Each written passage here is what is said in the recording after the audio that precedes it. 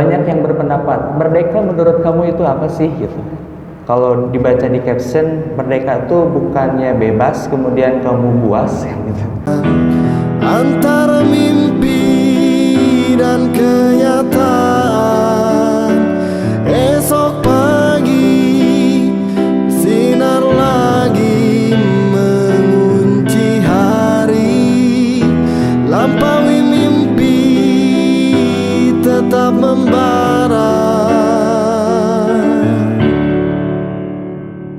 Cinta. Cek 1, 2, 3 cek. Bismillahirrahmanirrahim.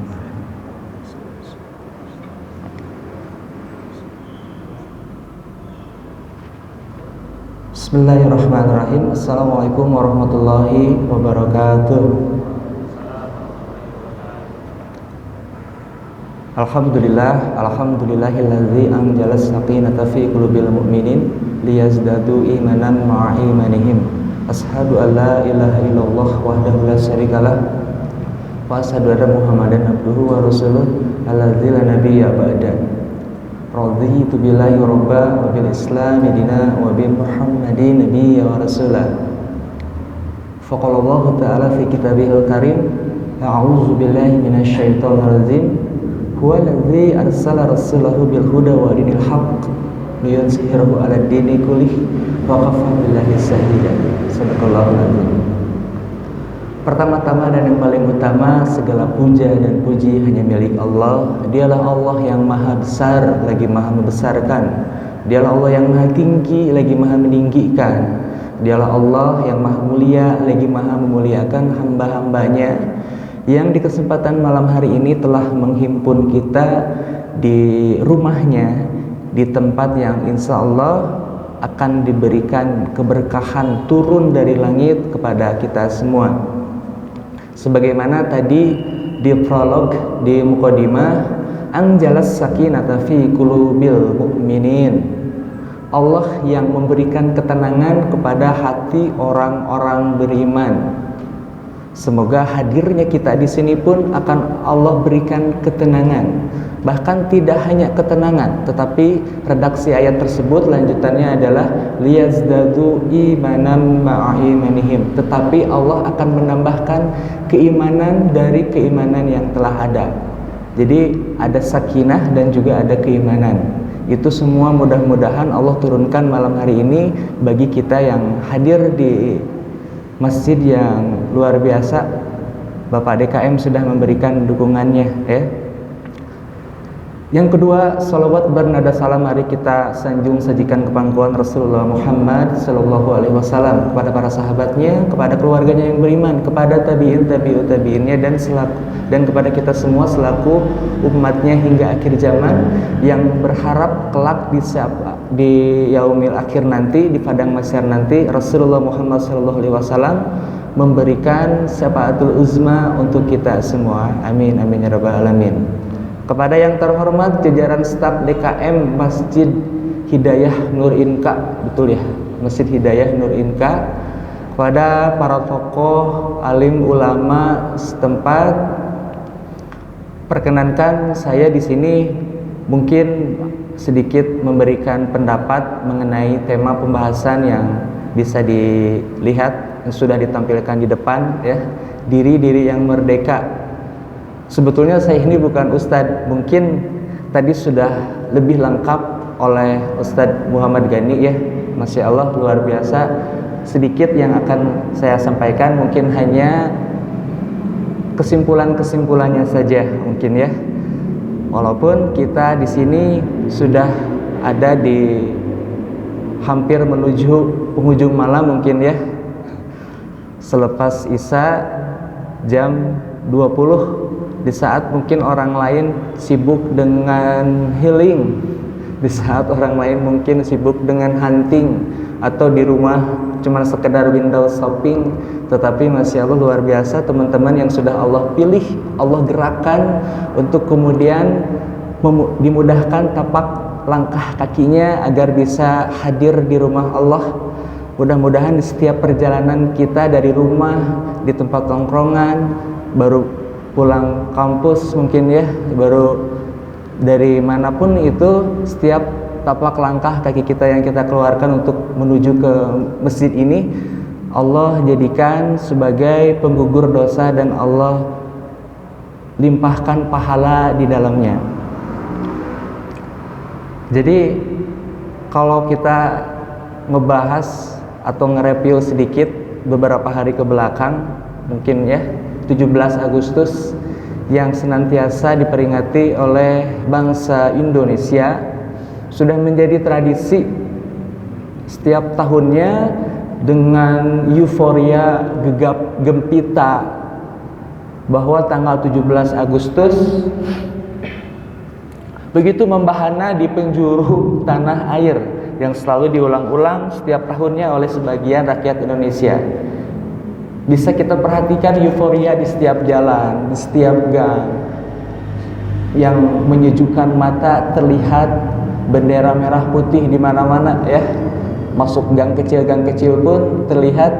Itu merupakan ekspresi euforia mereka untuk kemudian memperingati 17 Agustus yang sudah 77 tahun yang katanya merdeka.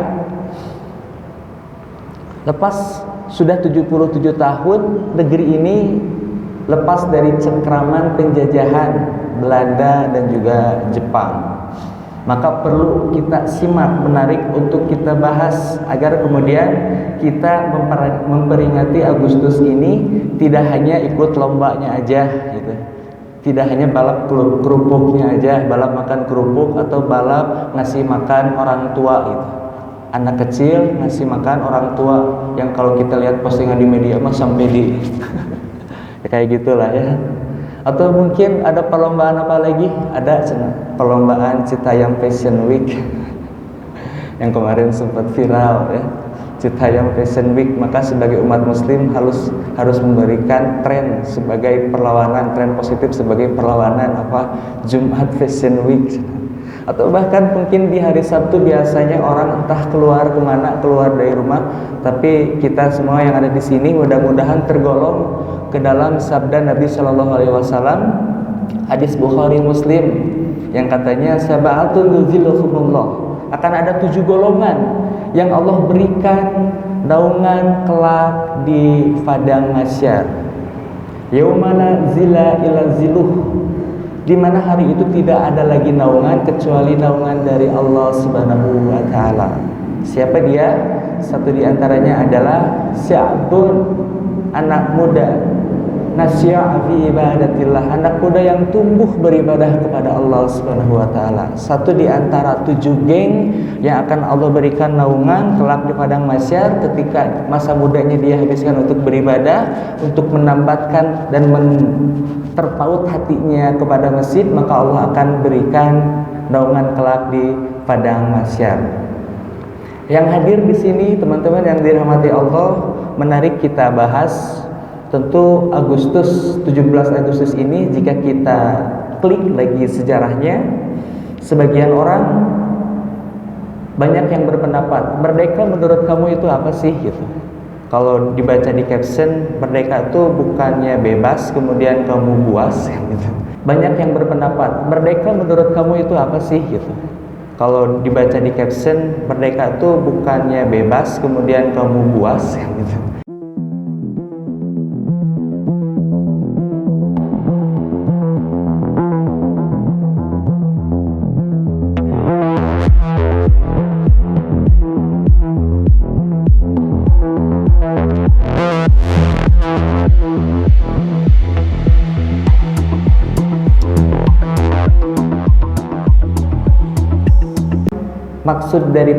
Maksud daripada diksi merdeka yang katanya sudah 77 tahun kita ini merdeka,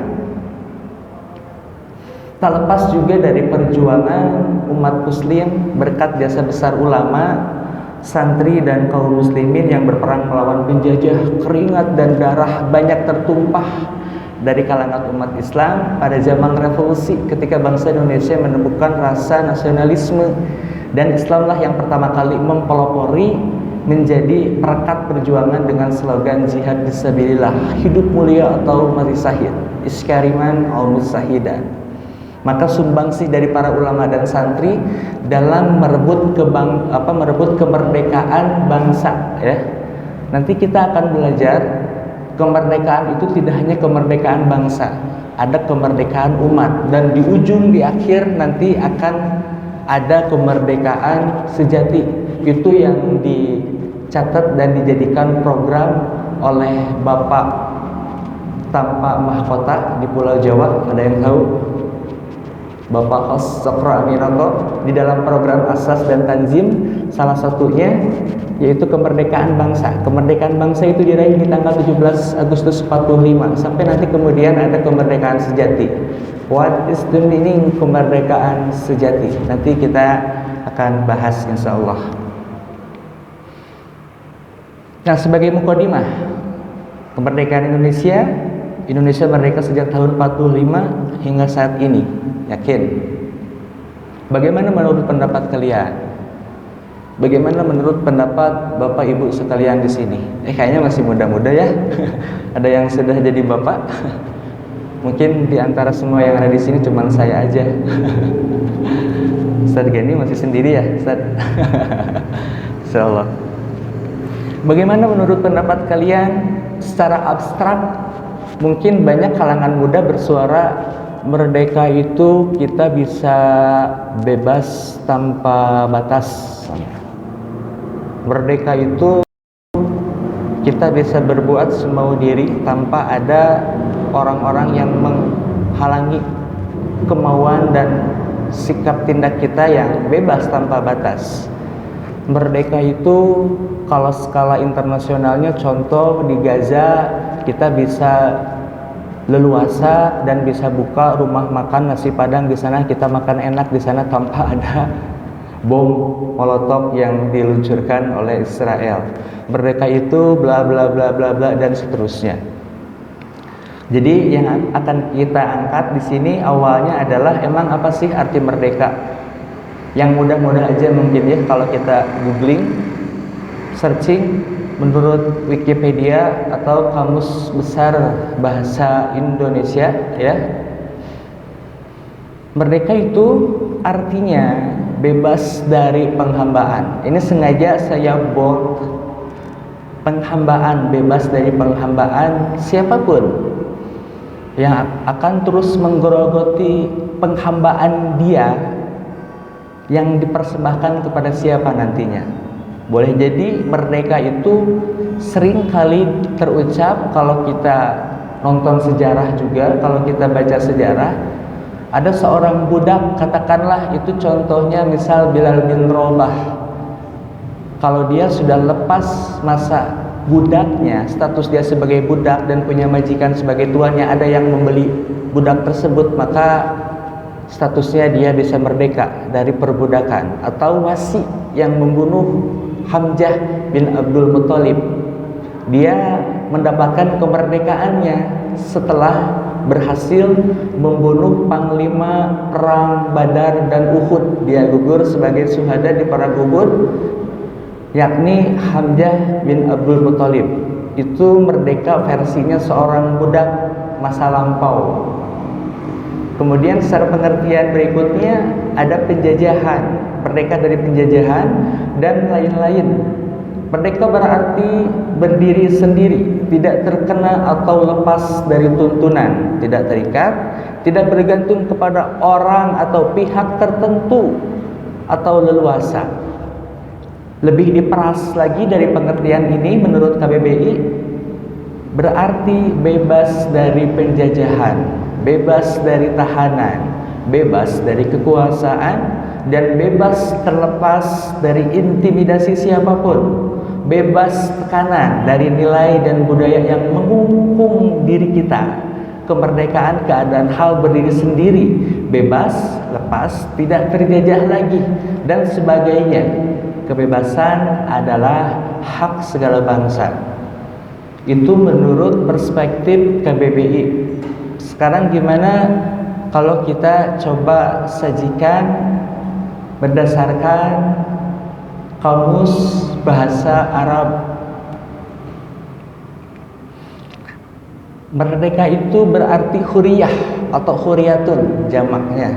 Asal katanya dari hurun atau lebih dikenal oleh para ulama yang sering menggunakan kata merdeka ini adalah huriyah, kemerdekaan atau bebas. Pengertiannya sih sebetulnya bebas atau kebebasan. Cuma sering sekali oleh para ulama dinisbatkan kemerdekaan itu artinya huriyah atau jamaknya bisa dibaca huriyatun. Ya, ini berdasarkan pendapat bahasa Arab. Maka kemudian dari kesimpulan arti merdeka di sini, saya lebih tertarik dengan pembahasan penghambaan, lepas daripada penghambaan dirinya kepada majikan atau tuannya. Atau kalau dalam angle Allah berarti orang yang merdeka itu nantinya dia hanya mempersembahkan pengabdian penghambaannya itu kepada Allah saja, tidak bermitra, tidak dicampuri dengan penghambaan kepada selain Allah. Berarti di sini sebetulnya saya sedang menggiring opini atau pendapat buat teman-teman bahwa merdeka itu lepas daripada penghambaan selain daripada Allah. Itu kata kuncinya, itu clue awal biar nantinya kita nyambung pembahasannya ya. Lepas dari atau bebas dari penghambaan selain kepada Allah Subhanahu wa taala. Jadi sebetulnya kalau kita coba kupas terus beberapa ayat dalam Al-Quran, berbicara fitrah manusia itu merdeka. Fitrah manusia itu merdeka, sebagaimana yang termaktub di dalam Quran surat Al-A'raf ayat 172. Potongan ayatnya bunyinya kayak gini: Alastu birabbikum, benarkah aku ini adalah Tuhanmu? Itu semua Allah terjadi interaksi ketika di alam ruh.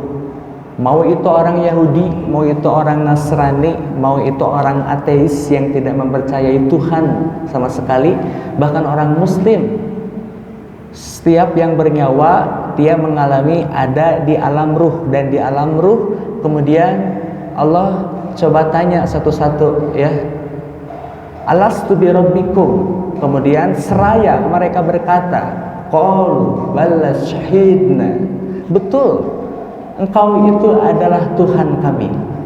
Jadi fitrah manusia itu sebetulnya merdeka, sudah terlepas dari penghambaan selain daripada penghambaan dirinya kepada Allah Subhanahu wa taala.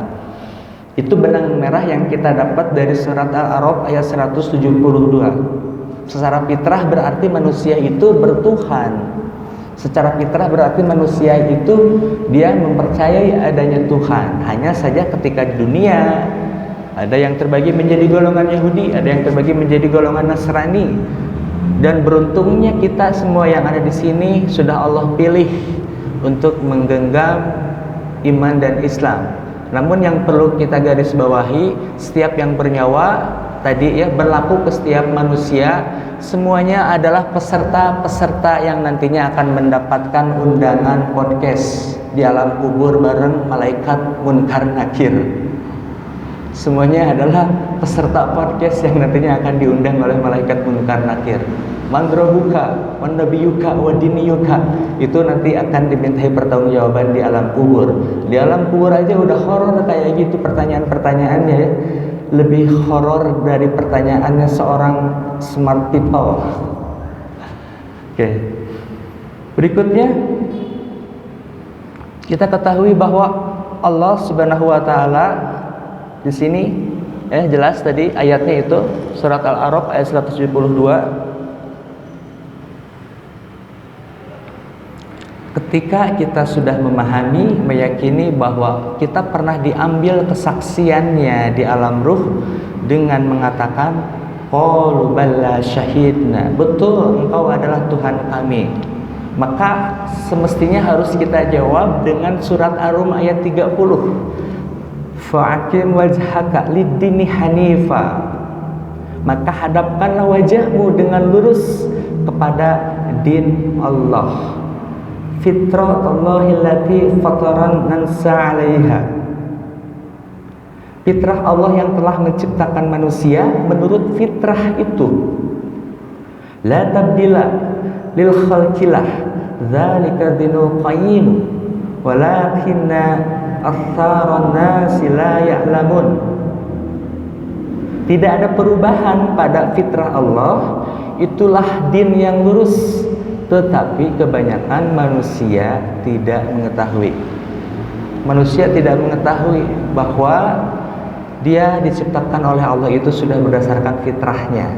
Itu sebagai fitrah manusia, dan fitrah selain daripada manusia, maka Allah jadikan juga fitrahnya itu terdapat pada agama Allah.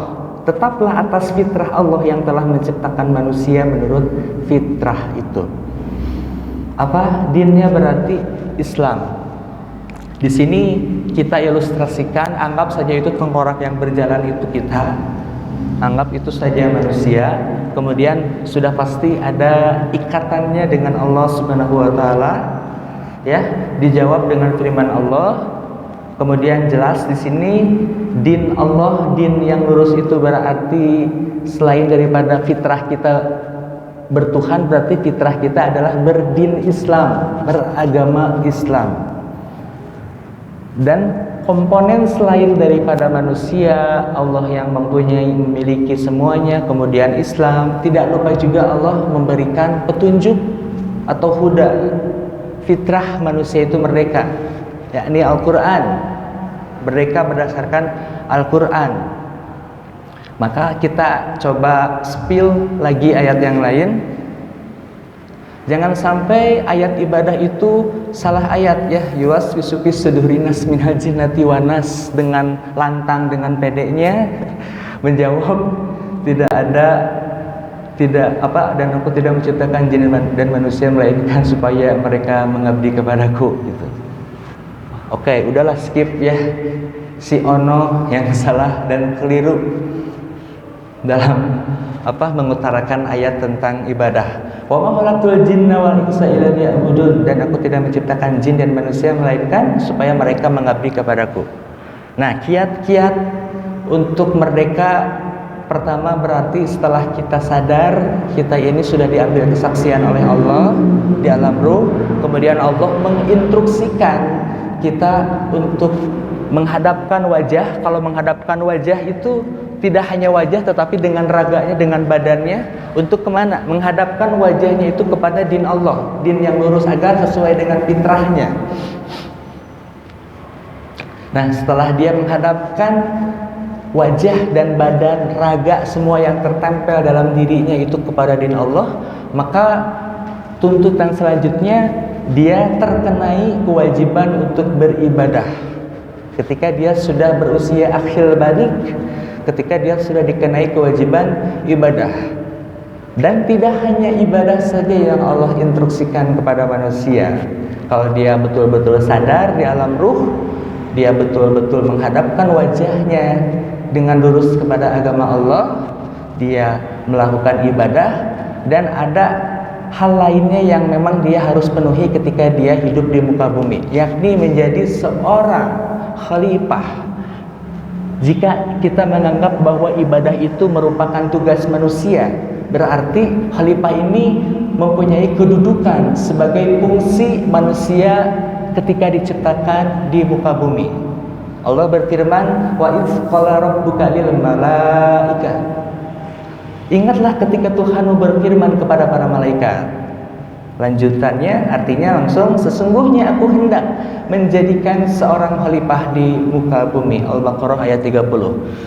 Ibadah itu sangat erat kaitannya dengan khalifah, sebagaimana yang dicontohkan sejak zaman Nabi Adam alaihi salam, khalifah pertama di muka bumi. Bagaimana ibadahnya? Wallahu a'lam bishawab. Kemudian juga dicontohkan oleh Rasulullah Muhammad SAW. Selain daripada beliau menyandang status sebagai nabi dan rasul, kemudian beliau juga pasca menerima ayat atau wahyu yang pertama kali, Iqra bismi rabbikal ladzi khalaq, di situ secara tadarruj itu bertahap tumbuh kembang. Kemudian beliau mulai memperbaiki hubungannya dengan Allah Subhanahu wa taala, memperkuat koneksi dengan Allah Subhanahu wa taala biar sampai jangan ngedrop, jangan sampai SOS, jangan sampai EDG, kalau bisa 5G gitu koneksi kepada Allahnya gitu. Terus memperkuat koneksinya dengan Allah dengan apa? Dengan menjalankan kefungsiannya sebagai khalifah, dan khalifah ini adalah pemimpin di muka bumi untuk mengatur alam muka bumi ini agar lebih makmur, untuk mengelola muka bumi ini dengan sesuai yang diharapkan, yang diinginkan oleh Allah Subhanahu wa taala. Maka nantinya akan erat hubungannya dengan Islam. Dan di sini pun secara ilmu eskatologis itu adalah ilmu yang ada ketersambungannya dengan hari akhir, disebutnya kalau bahasa inteleknya eskatologis gitu. Akan dimintai pertanggungjawaban, di mana nanti seperti yang tadi sudah saya sampaikan, setiap yang bernyawa, bahkan kita yang ada di sini adalah peserta-peserta yang akan nantinya mendapatkan undangan podcast dari malaikat munkar nakir. Di alam kubur dimintai pertanggungjawaban. Baru di alam kubur aja udah dimintai pertanggungjawaban ya, apalagi nanti di alam akhirat. Umur kita pergunakan untuk apa? Ilmu yang sudah kita pelajari kita amalkan atau tidak?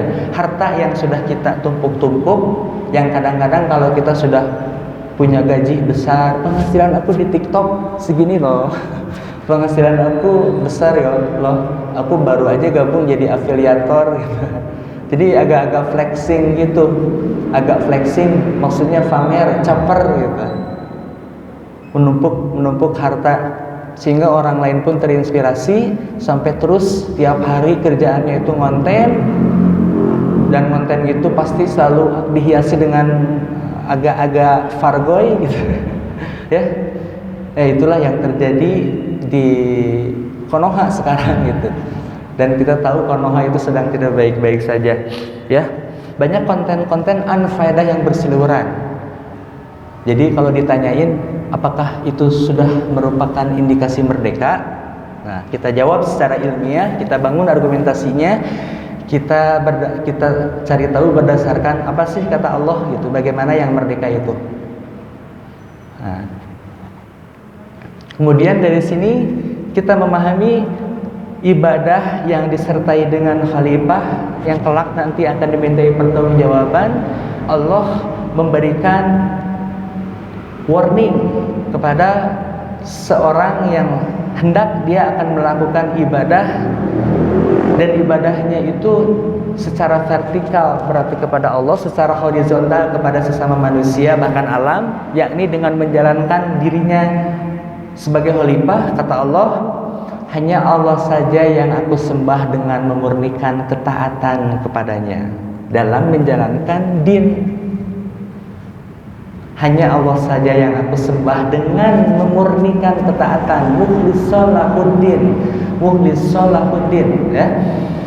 Memurnikan ketaatan kepadanya dalam menjalankan din, hanya only, the one and only. Maka di sini dipertegas lagi, memaknai bahwa merdeka itu adalah menjadikan Allah satu-satunya sebagai ketaatan dan sesembahan. Sembahlah Allah dan janganlah kamu mempersekutukannya dengan sesuatu apapun. Ini peringatan kepada orang yang beribadah. Kalau mau ibadah, sembahlah kepada Allah saja, nggak boleh dia mempersekutukan dengan sesuatu apapun. Bahkan kalau kita coba spill lagi ayat yang lain, surat Al-Kahfi di ayat terakhirnya apa kata-katanya? Wala yusrik bi ibadati rabbih ahada. Kurang lebih pengertiannya, dan janganlah kalian mempersekutukan Allah dalam peribadatannya. Dalam beribadah kepadanya nggak boleh syirik. Berarti kalau nggak boleh syirik berarti harusnya apa? Nggak boleh syirik berarti harusnya ibadah harus bertauhid. Ibadah harus bertauhid, checklist. ibadah tercampuri syirik. Syirik itu sifat, kalau orangnya disebut musyrik, itu berarti cakra silang. Berarti nantinya akan terbagi dua. Ada ibadah seseorang yang sudah mukhlisun lahuddin, yakni hanya satu-satunya Allah yang dia ibadahi, yang dia cintai, yang dia taati, yang dia jadikan sumber dari keunggulan apapun yang ada di muka bumi ini. Kemudian ada juga orang yang mencampur adukan antara ketaatan kepada Allah Subhanahu wa taala dan dia campuri dengan kesirikan yang dia persembahkan, dan dia mungkin tidak sadar itu menandingi Allah Subhanahu wa taala. Boleh jadi syirik yang dimaksud itu syirik bisa jadi hawa nafsu, boleh jadi itu syirik yang menandingi sebagai tandingan Allah, itu adalah syirik berupa harta, berupa lawan jenis, dan lain sebagainya. Maka ketika di suatu negeri terjadi masa jahiliyah atau kesesatan atau kesyirikan merebak di mana-mana gitu, sudah dipastikan Allah akan mengutus seorang rasul. Sebagaimana ketika zamannya Nabi Musa, kita lihat Fir'aun di surat An-Nazi'at, dia berkata, faqala ana rabbukumul a'la, dan aku adalah Tuhan bagi kalian semua. Itu Fir'aun laknatullah yang bilang. Maka ketika ada kesesatan di suatu negeri, akan selalu ada utusan Allah untuk meluruskan. Diutuslah Nabi Musa untuk meluruskan, ya. Dan Fir'aun merasa dia itu sebagai Tuhan yang menandingi Allah, maka dia pun zalim kepada rakyatnya. Siapa? Bani Israel, ya. Dia membuat program-program yang membuat zalim kepada rakyatnya, membuat program-program yang membinasakan rakyatnya, membuat konten-konten yang unfaedah yang bisa dikonsumsi untuk anak-anak muda. Dan dia pun juga mengeluarkan kebijakan di tahun ini, jika ada perempuan yang melahirkan seorang anak laki-laki maka harus dibunuh. Di tahun berikutnya tidak akan. Itu juga yang dialami oleh Nabi Musa alaihissalam. Ketika Nabi Musa lahir, tahun di mana kebijakan itu berlaku, tetapi ketika Nabi Harun lahir itu tidak berlaku, dan Nabi Musa akhirnya singkat cerita dibunuh, ya. Mau membunuh gitu, bukan dibunuh, maksudnya dicari gitu sampai kemudian dihanyutkan ke Sungai Nil gitu. Itu utusan Allah kepada Nabi Musa untuk meluruskan yang telah terjadi kesesatan saat itu, di mana di negeri Mesir ada umat Islam Bani Israel, ya. Nah, kita bahas sedikit mengenai syirik. Berarti kalau tadi merdeka itu adalah menjadikan Allah itu sebagai wujud pengabdian diri kita selaku hamba kita yang sudah diambil kesaksiannya di alam ruh, dan kita menyandang status sebagai hamba dan berhak secara fitrah kita itu harus mentauhidkan Allah. Itu yang nanti akan terindikasi seseorang yang merdeka.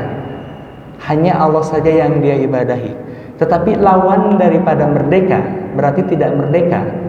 Berarti tidak merdeka ini maksudnya adalah lawan dari tauhid, berarti syirik.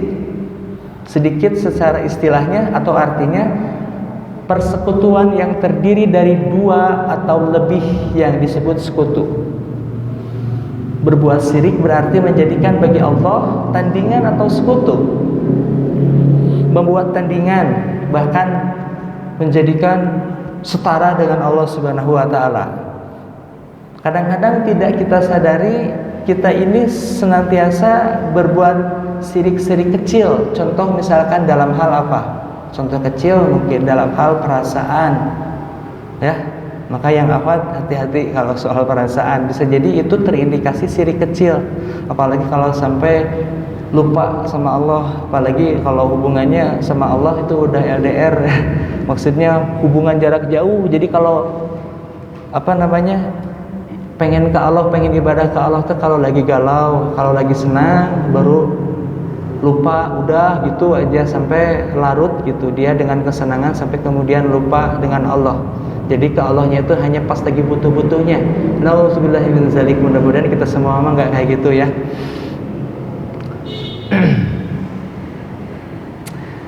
Yang harus kita garis bawahi tentunya Islam datang ke alam dunia ini sesungguhnya membawa pesan dan sifat kemerdekaan.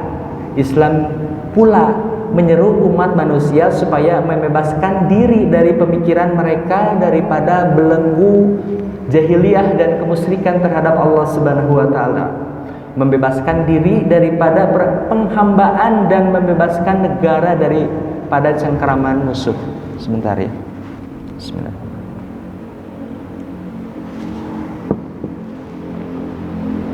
Bukankah ketika Rasulullah Muhammad Sallallahu Alaihi Wasallam menyebarkan Islam lewat dakwah itu dengan mempunyai tujuan yang jelas?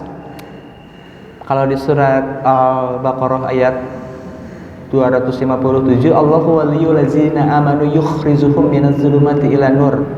Allah lah pelindung orang-orang beriman yang mengeluarkan mereka dari kegelapan menuju cahaya Allah. Berarti membebaskan mereka dari kesyirikan. Lantaran itu Islam telah berjaya menyelamatkan manusia dari sistem penghambaan terhadap manusia ataupun hawa nafsu yang diselimuti oleh perbuatan syirik. Kita belajar lagi akibat syiriknya itu nanti akan kayak gimana sih gitu. Jangan sampai semacam postrat ya, yang kemarin sempat saya dikasih videonya sama panitia. Maksud dari postrat itu adalah kita melihat sesuatu yang sungguh itu adalah kemungkaran, tetapi melihatnya itu jadi kayak biasa-biasa aja gitu. Seolah-olah secara tidak langsung kita kayak membenarkan gitu. Padahal itu adalah kemungkaran. Contoh misalkan, ini kok bisa ya ketika ada orang mau mukul sampai kemudian dia bisa terenyah gitu, ngacleng gitu. Nah tetapi oleh si merah diluruskan gitu. Nah ketika dia tonjok gitu oleh si pesulap merah kok bisa. Nah berarti ini kan sesuatu yang memang nantinya itu akan terjerumus kepada kesyirikan. Wah ini orang sakti nih. Jadi seolah-olah jadi kayak hal yang lumrah gitu, kayak sesuatu yang mainstream terjadi di masyarakat, yang tentunya kalau kita jawab secara akidah itu adalah perbuatan kemungkaran gitu. Tidak ada contoh dari Rasulullahnya pun seperti itu. Dan itu pun juga merupakan bagian dari syirik. Dan syirik itu di surat 31, kalau nggak salah surat Al-Luqman ya, surat Luqman adalah kezuliman yang besar.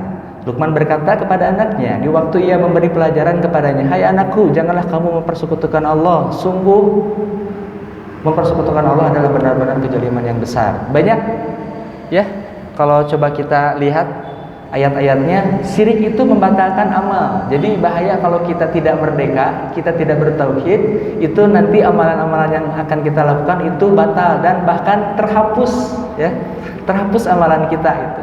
Sungguh Allah tidak akan mengampuni dosa karena mempersekutukannya, syirik. Ada yang perlu kita luruskan juga, memang syirik itu adalah salah satu dosa besar al-khabair. Tetapi syirik pun juga bisa diampuni tatkala manusia itu sempat bertobat ketika dia masih hidup. Akan tetapi kalau kesyirikannya itu dia bawa sampai mati, dia belum sempat mentaubati, maka kerugian yang akan dia dapatkan dan tidak akan diampuni. Oh ternyata setelah saya pelajari, oh syirik itu memang kalau dia manusianya itu sempat tobat masih bisa diampuni gitu. Apa dalilnya? Innallaha yaghfiru dzunuba jami'a. Az-Zumar ayat 53. Semua dosa akan Allah ampuni termasuk dosa syirik. Dosa besar juga ya. Jadi jangan sampai syirik itu kita hanya memahaminya itu kalau kita datang ke dukun. Kalau kita misalkan mempercayai orang pintar, kenapa bisa disebut orang pintar? Mungkin yang datangnya maaf kata, mungkin orang bodoh yang datangnya, makanya dijuluki orang pintar kan gitu. Nah kalau dia nggak bodoh, dia berarti nggak jahil. Ketika dia dapat masalah, dia larinya pasti ke Allah. Ketika dia terhimpit dengan banyaknya utang, larinya ke Allah apa ke rentenir? Ke Allah gitu, ngadawaheula ke Allah baru berupaya gitu. Ketika dia mendapatkan musibah, ketika dia mendapatkan sesuatu yang memang membuat dia rugi, datangnya ke Allah, bukan kepada selain daripada Allah. Ke Allah dulu, baru ikhtiarnya bisa jadi ke manusia. Tapi ke manusia yang gimana dulu ya? Jangan sampai kita dari syirik kecil ini nantinya akan membuat kita menjadi tersesat, mengalami kesesatan yang jauh. Dan barang siapa mempersekutukan sesuatu dengan Allah, maka sungguh dia telah tersesat jauh sekali. Hesadei eta teh tobatna ya. Selain daripada kesesatan yang jauh, di sini jelas diharamkan surga. Barang siapa mempersekutukan sesuatu dengan Allah, maka sungguh Allah mengharamkan surga baginya, dan tempatnya ialah neraka. Seperti ini mungkin penampakannya yang wallahu a'lam mungkin lebih daripada yang kita lihat sekarang ya. Nauzubillah, tsumma nauzubillah. Oke, sekarang kita bahas bagaimana kiat tips and trik kita agar terlepas dari zona kesyirikan, agar kita merdeka, agar kita bisa tidak menjadi orang-orang yang tidak merdeka. Seperti halnya judul ya, diri-diri yang merdeka. Maksud bikin judul itu maksudnya mungkin diri yang merdeka ini jamak mungkin ya, lebih daripada satu orang gitu. Nggak cuman mukhatabnya itu nggak cuman sendiri gitu, tapi diri berarti lebih daripada seorang. Diri yang merdeka lebih daripada satu orang berarti. Boleh jadi mungkin itu mukhatabnya adalah suatu kumpulan, suatu himpunan, suatu komunitas, atau lebih daripada itu, tatanan masyarakat ya. Tapi memang harus diawali dari diri. Nah, bagaimana seseorang jika dia sudah terjerembab ke dalam jurang kesyirikan alias tidak merdeka? Maka jalannya tidak ada lagi kecuali dia bertaubat ya. La taqnatu min rahmatillah. Jangan putus asa dari rahmat Allah mah innallaha yaghfiru dzunuba jami'a. Allah akan mengampuni dosa-dosa semuanya. Tinggal bagaimana kemudian setelah kita bertobat sungguh-sungguh kepada Allah, memohon ampun dosa-dosa yang lalu kita tinggalkan, kemudian kita terus mengupgrade diri kita dengan ilmu. Terus hadir di majelis ilmu, setapak demi setapak ya. Sedikit demi sedikit, sehingga nantinya setelah dia mempunyai ilmu, maka dia pun juga akan mempunyai pandangan hidup, akan mempunyai arah hidup itu harus seperti apa, dan tentunya dia akan memperbaiki hubungannya dengan Allah melalui peribadatannya kepada Allah, dan tidak hanya berdasarkan nilai-nilai ritual ibadah ritualnya saja, tetapi secara hablum minannasnya dia pun juga senantiasa harus memposisikan diri bahwa dia pun juga mempunyai tugas yang perlu diemban selain ibadah, yaitu hubungan dia kepada manusia dan juga alam. Dia juga menggandeng fungsi, menggandeng status dia sebagai khalifah selain daripada hamba Allah ya, menjadi khalifah juga di muka bumi ini, pemimpin untuk dirinya, bisa jadi ya pemimpin untuk keluarga, pemimpin untuk nanti skala besar. Yang jelas itu semua diawali dengan setiap diri, setiap individu masing-masing. Diri yang merdeka setelah dia tobat, kemudian berilmu, dia beribadah, dia ingin menjadi hamba yang merdeka, hamba yang menjadikan Allah satu-satunya yang dia ibadahi. Dan tidak cukup terhenti sampai situ saja. Ternyata tuntutan selanjutnya setelah diri ini merdeka, yang mungkin nanti kehidupannya kalau Allah mengizinkan usianya dipanjangkan, kelak dia pun juga akan menjadi seorang imam keluarga atau makmum keluarga. Berarti harus mempunyai visi misi agar keluarga kita menjadi keluarga yang merdeka atau menjadi keluarga yang bertauhid. Apa dalilnya di sini? Ya ayyuhallazina amanu qu anfusakum wa ahlikum naro. Hai orang-orang yang beriman, jagalah diri kalian dan ahli bait ya, keturunanmu, keluargamu. Maksudnya di situ adalah keluarga. Jangan sampai keluarga kita ini menjadi bahan bakarnya neraka gitu. Maka jalan satu-satunya dengan beribadah, menduduki fungsinya sebagai khalifah, yang itu adalah implikasi daripada tauhid ya. implikasi daripada seseorang yang sudah merdeka. Dari keluarga, kelak nantinya dia tertuntut untuk menyebarkan ilmu yang dia sudah miliki, diawali dari dirinya yang sudah merdeka, kemudian keluarganya yang sudah merdeka. Selanjutnya adalah menginformasikan, memberitahu kepada masyarakat agar mereka pun juga lepas dari penghambaan kepada selain Allah. Mereka pun juga berhak untuk merdeka. Dalam artian mereka pun juga harus bertauhid kepada Allah Subhanahu wa taala. Cukup sampai di sini? Ada lanjutannya lagi nggak? Setelah diri, setelah keluarga, setelah masyarakat. Sehingga nantinya kita menyimpulkan, oh, negeri ini sudah merdeka.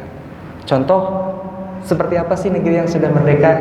Kita lihat selama kurun waktu 22 tahun atau kita genapkan 23 tahun, Mekah, Futuh Mekah dapat berhasil merebut kemerdekaannya dari rezimnya Abu Jahal yang dilanjutkan oleh Abu Sufyan saat itu.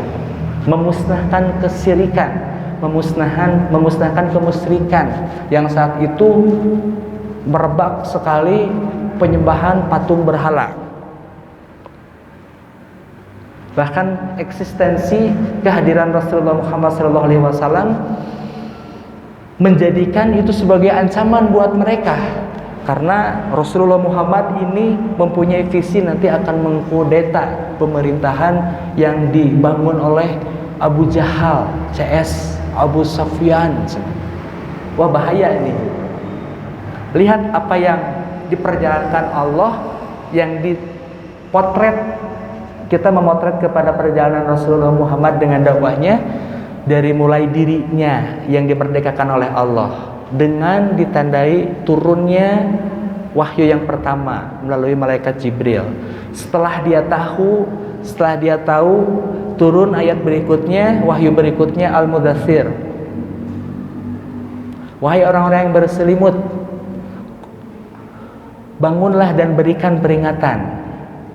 Qum fa'anzir. Bangunlah dan berikanlah peringatan. Artinya berikanlah peringatan kepada mereka yang senantiasa menyelisihi, yang senantiasa menandingi peribadatan yang semestinya harus dia persembahkan untuk Allah Subhanahu wa taala. Terjadilah saat itu negeri yang merdeka, yaitu Mekah, yang sebelumnya sudah didahului oleh Madinah, mendirikan kedaulatan dan kekuasaan Islam saat itu.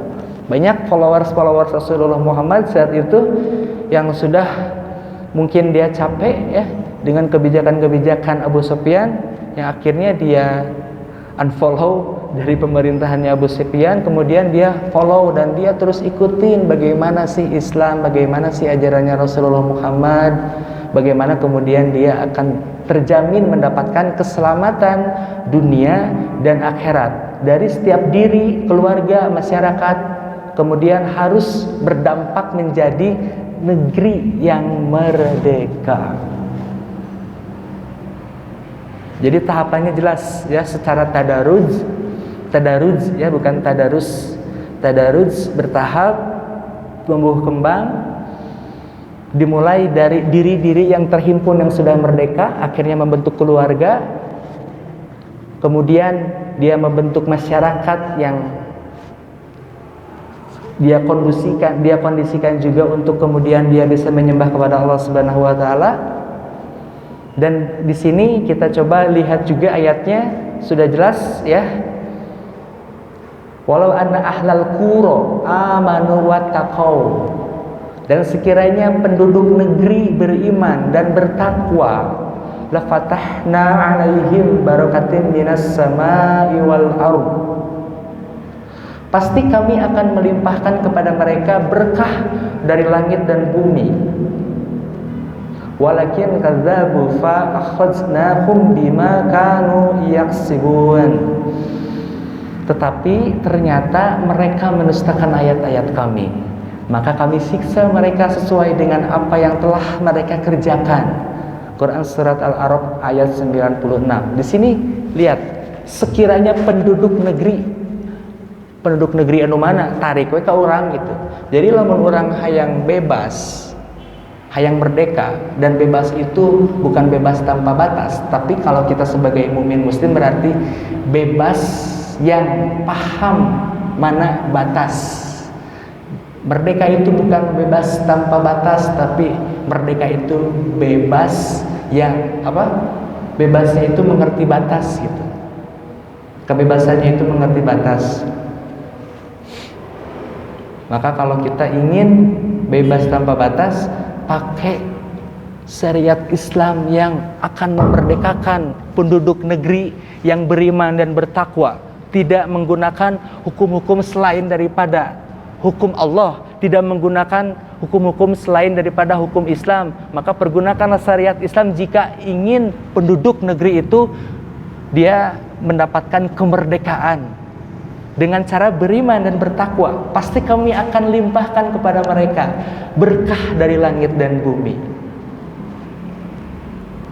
Ini kata Allah, yang mukhatabnya itu, yang dikenainya itu adalah suatu penduduk negeri. Maka di sini uraiannya jelas, setiap diri yang merdeka pasti mempunyai visi misi. Nggak cukup dong cuma soleh sendiri tanpa dia mengindahkan keluarganya, tanpa dia mendakwahkan kepada masyarakat, tanpa dia speak up dalam skala nasional, walaupun cuma bisa di Instagram, walaupun cuma bisa di TikTok. Dia membuat konten-konten positif, dia mensiarkan Islam agar kemudian orang-orang, manusia, masyarakat, semua lapisan elemen masyarakat itu mengabdikan dirinya hanya kepada Allah saja. Berarti menjadikan Allah itu satu apa? Satu sesembahannya, satu ketaatannya, satu hukumnya, satu kekuasaan, dan satu keseluruhan yang Allah miliki. Berarti harus nih kita belajar tauhid lebih dalam lagi ya. Mungkin insya Allah di pembahasan tarbiyah, mungkin di komunitas ya, tarbiyah juga mungkin di manapun yang kita dapat. Kemudian setelah diri-diri yang merdeka mempunyai visi dan misi, setiap keluarga yang merdeka pun juga mempunyai visi dan misi, agar kemudian keluarganya itu menjadi usroh thayyibah, keluarga yang diberkahi oleh Allah. Setiap masyarakat yang merdeka mempunyai visi dan misi, masyarakatnya itu kemudian dia mensiarkan Islam agar berdampak kepada negeri yang dia cintai secara nasional, mempunyai visi misi agar Indonesia itu agar beriman kepada Allah, agar bertauhid, dan tidak hanya cukup dengan sampai tingkat nasional. Visioner itu harus lebih besar, visioner itu harus universal.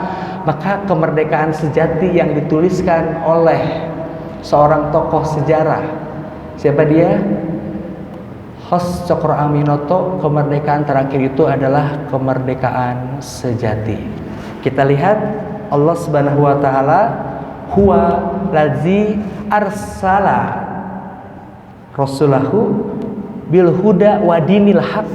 Allah, Rasulullah Muhammad, Al-Quran dan juga Islam, wa dinil haq liyuzhirahu ala dini kulih, agar dia memenangkan din daripada din yang lain, agar dia memenangkan agama Islam daripada agama-agama yang lain. Allah, Rasulullah Muhammad, Al-Quran sebagai huda, kemudian dinul haq, dinul Islam, inna dina indallahil Islam, sesungguhnya din yang Allah ridhoi adalah din Islam. Di sini nyempil aja ada seonggok hati ya, kita yang sekarang sedang belajar insya Allah. Bagaimana Rasulullah Muhammad ini kepemimpinannya bisa berlaku di dunia, karena Rasulullah Muhammad adalah, tidaklah Allah mengutus seorang utusan yakni Rasulullah Muhammad, melainkan dia menjadi rahmatan lil alamin, rahmat bagi alam semesta, bagi seluruh penjuru bumi. Allah berikan mukjizat kepadanya, Allah titipkan huda, petunjuk Al-Quran, dan juga Allah memberikannya kemuliaan Islam, sumuliyatul Islam, kesempurnaan Islam. Dan disinilah kita berdiri. Kita hendak melakukan apa terhadap yang sudah Allah gariskan di dalam Quran surat At-Taubah ayat 33. Dialah yang telah mengutus Rasul, ada. Kemudian dengan petunjuk Al-Quran dan agama yang benar untuk diunggulkan atas segala agama. Walaupun orang-orang musyrik tidak menyukai. Ada lagi kata musyrik di situ. Orang-orang musyrik pasti akan senantiasa merongrong orang-orang yang hendak dia ingin bertauhid kepada Allah Subhanahu wa taala. Dengan apapun caranya, dengan tipu daya setan yang dapat membuat manusia itu tergelincir dari jalan dia untuk mentauhidkan Allah Subhanahu wa taala. Maka di ayat yang lain Allah berfirman, ya ayyuhallazina amanu. Jelas mukhatabnya tertujunya kepada siapa? Orang-orang beriman. Udhulu fisilmi kafah. Masuklah kalian ke dalam Islam secara menyeluruh. Wala tatabi khutuwatis syaitan. Dan janganlah kalian ikuti langkah-langkah setan. Innahu lakum aduwwum mubin. Dan sungguh setan adalah musuh yang nyata bagimu. Merdeka secara internasional. Merdeka di seluruh penjuru bumi.